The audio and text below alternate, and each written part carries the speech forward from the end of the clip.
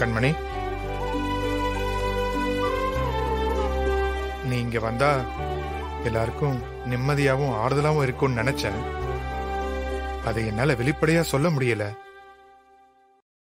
இப்போ நீயே மனசு மாறி வந்துட்ட. கண்மணி, ரொம்ப நன்றி. நான் இங்க வந்துட்டேன்றதுக்காக உங்களை மன்னிச்சிட்டேன், உங்க கூட சேர்ந்து வாழ முடிவு பண்ணிட்டேன்னு அர்த்தம் கிடையாது. அது நடக்கவும் நடக்காது.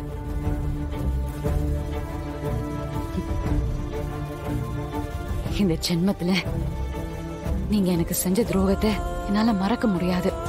உங்களை மன்னிச்சு ஏத்துக்கவும் முடியாது. நான் வந்தது இந்த குடும்பத்துக்காக, என்னோட தங்கச்சிங்களுக்காக, அவ்வளவுதான். நீங்க தேவையில்லாம கற்பனையா வளர்த்துக்க வேண்டாம். நம்ம 2 பேருக்குள்ள நடந்த பிரச்சனை மாமாவுக்கு தெரியாது.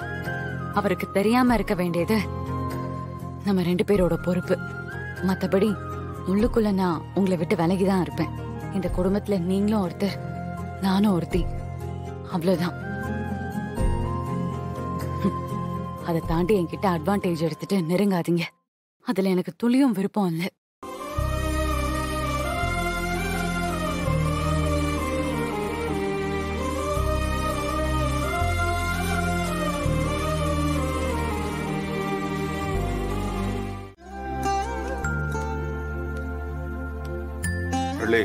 வாண்ணா, என்ன இவ்வளவு தூரம் அதிசயமா? சும்மாதான்.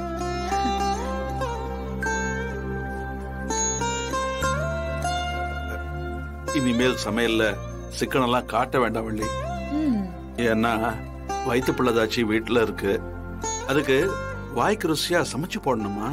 ஓ, உன் மருமகளுக்கு வக்காலத்தா? ஏன்னா இதெல்லாம் எனக்கு தெரியாதா? நான் செய்ய மாட்டேனா? நான் பாத்துக்கிறேன். மனசுக்கு ஏதோ ஒரு மாதிரி ரொம்ப நிறைவா இருக்கு வள்ளி. கண்மணியும் என் பேர புள்ளையும் திரும்ப வந்துட்டாங்க. மாறனும் பொறுப்பாயிட்டான். வீரா குடும்பத்தை பார்த்துப்பாங்கிற நம்பிக்கையும் வந்துருச்சு. கடைக்கு இன்வெஸ்டரும் வந்தாச்சுலனா? இதுக்கு மேல வளர்ச்சிதான் வள்ளி. ஆமாண்ணா, பின்ன இனிமே ஓஹோன்னு இருக்க போறேன் பாரு. எனக்கு அப்புறம் என் பிள்ளைங்க ஒண்ணுமே இல்லாம போயிடுவாங்களோன்னு ஒரு பயம் இருந்துகிட்டே இருந்தது வள்ளி.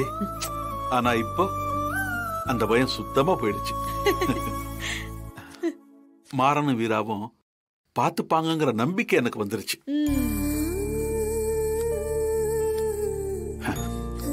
இப்ப என் உசுறு போனா கூட பரவாயில்ல, நிம்மதியா போய் சேர்ந்துருவேன்.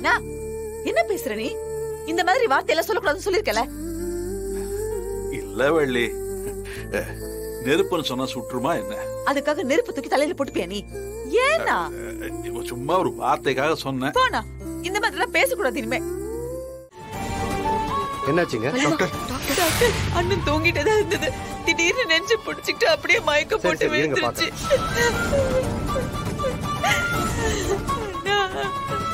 ராதிங்க வலிமா, மாமாக்கு ஒன்றும் ஆகாது.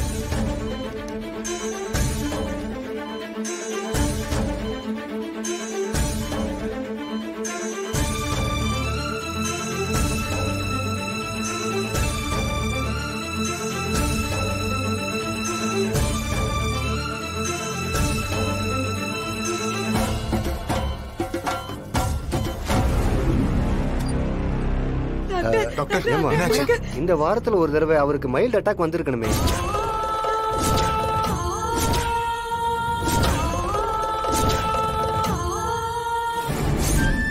வரும்போது பசிக்குதுன்னு ஒரு பஜ்ஜி சாப்பிட்டேன்.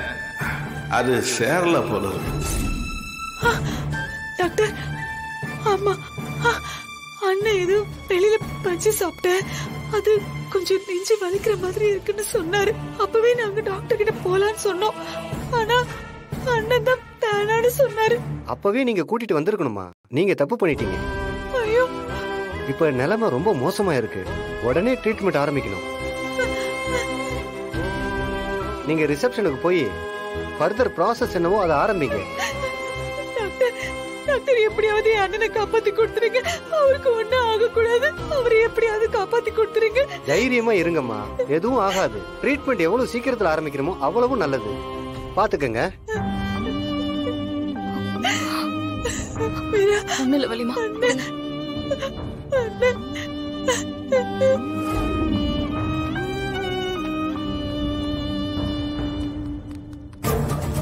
மேடம், சொல்லுங்க. ஐசியூல ராமச்சந்திரங்கிற பேஷண்ட் அட்மிட் பண்ணிருக்கோம். உங்களை பார்க்க சொன்னாங்க.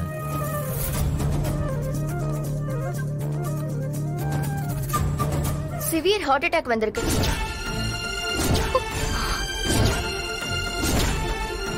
ஃபர்ஸ்ட் பேமெண்டா ஒரு 50,000 உடனே கட்டிடுங்க. ட்ரீட்மெண்ட் ஆரம்பிச்சிருவாங்க. அதுக்கப்புறம் என்னன்னு பாத்துக்கலாம். சீக்கிரம் கட்டிடுங்க சார். இப்போ எங்ககிட்ட அவ்வளவு பணம் இல்லையே சார். பணம் கட்டினாதான் ட்ரீட்மெண்ட் ஆரம்பிப்பாங்க. மெடிசனுக்கு பணம் கண்டிப்பா வேணும் சார். இல்ல பரவாயில்ல, நாங்க எப்படியாவது பே பண்ணிடுறோம். மரா, நமக்கு தெரிஞ்ச யார்கிட்டயாவது பணம் கேட்டு பாக்கலாம்டா. வாடா என்னன்னு பாப்போம்.